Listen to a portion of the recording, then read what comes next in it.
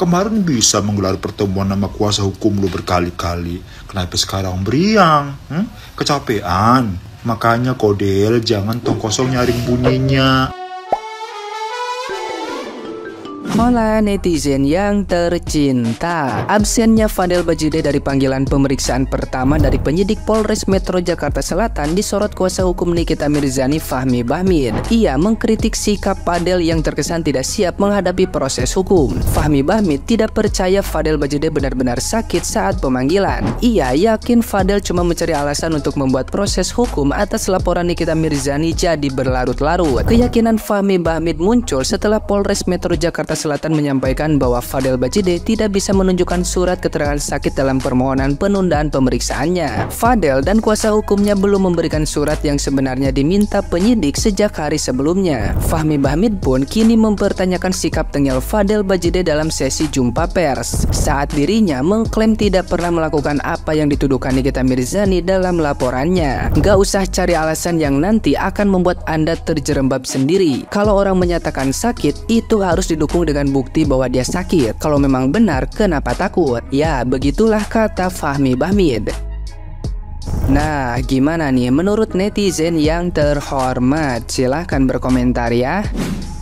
Si F tidak hadir dalam pemeriksaan pertamanya. Alasannya sakit, padahal kemarinnya sibuk main monopoli. Padahal di preskon pertama dia yakin benar bahwa dia tidak bersalah. Kalau tidak bersalah, ngapain takut? Si F berkoar-koar dengan membuat tagline kebenaran mencari jalannya sendiri. Tetapi dengan ketakutan dan dengan ketidakhadirannya di pemeriksaan pertama ini, masyarakat semakin tidak percaya dan menganggap kata-kata itu hanyalah kata-kata untuk membela dirinya. Menurut saya si F harus kooperatif. Lebih baik datang sendiri daripada dijemput paksa. Kan lebih malu jatuhnya. Banyak masyarakat sangat kecewa dengan ketidakhadiran si F dalam pemeriksaan pertamanya ini. Karena banyak masyarakat yang tidak mau ketinggalan berita updatean dari berita kasus ini. Ada yang sudah meluangkan waktu dengan melakukan kegiatan-kegiatan sebelum jam 2 nanti. Himbauan untuk masyarakat semua tetap semangat mengawal kasus ini karena kebenaran akan mencari jalannya sendiri, tetapi kebenaran untuk membela si L bukan si F. Hukum harus ditegakkan, apalagi ini menyangkut masalah anak-anak di bawah umur. Karena kasus ini akan menjadi contoh buat generasi-generasi muda kita untuk tidak melakukan kejahatan yang serupa.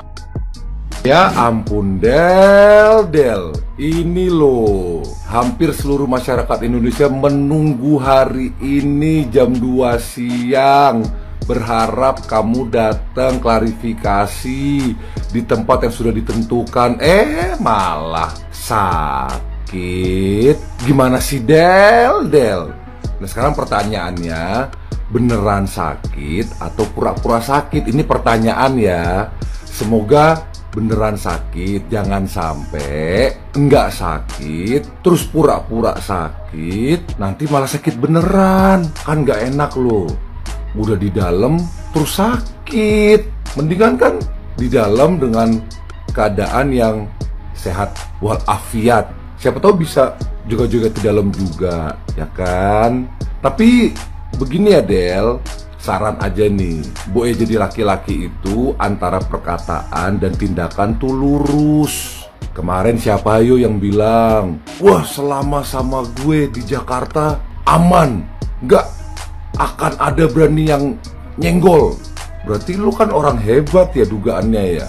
Ya kalau memang orang hebat, apapun panggilannya, dipanggil oleh siapapun, orang hebat atau jagoan itu datang aja dulu, perkara resiko belakangan.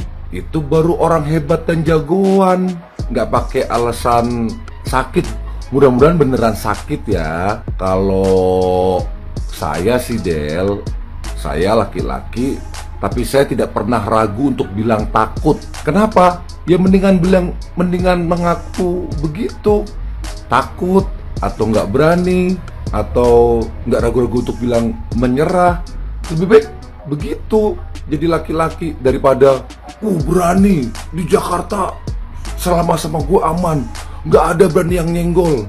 Buktinya pas suruh buktiin, ya gimana sih, Ya udah, cuman saran aja. Jadi laki-laki yang tegak lurus antara perkataan dan perbuatan. Berani bertindak, berani bertanggung jawab. Katanya punya bukti. Kalau punya bukti, ya nggak ragu-ragu dong untuk datang karena ada panggilan untuk klarifikasi. Ya kan, Del? Ditunggu ya, Del. Maksimal tuh 3 pemanggilan ya, kalau nggak salah. Ya udah, nanti kami semua nunggu panggilan berikutnya dan berikutnya. Dah. Lu kenapa, Del? Lu sakit? Lu meriang kok, Del? Lu masuk angin, kecapean, sampai katanya gak bisa hadir di kantor polisi. Kemarin bisa menggelar pertemuan sama kuasa hukum lu berkali-kali. Kenapa sekarang meriang? Kecapean? Makanya kok, Del, jangan tong kosong nyaring bunyinya. Kalau punya masalah, gak usah banyak pergerakan yang gak penting. Ntar capek, tak tok aja.